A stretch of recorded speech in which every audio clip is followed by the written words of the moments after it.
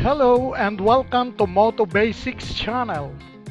My name is Elzar, and as a non-professional motorcycle enthusiast, I have committed to give time on researching and sharing in this channel the basics of safe riding, traffic rules, periodic maintenance, and motorcycle care.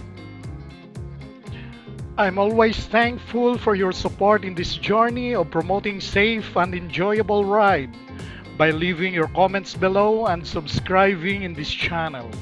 Don't forget as well to like.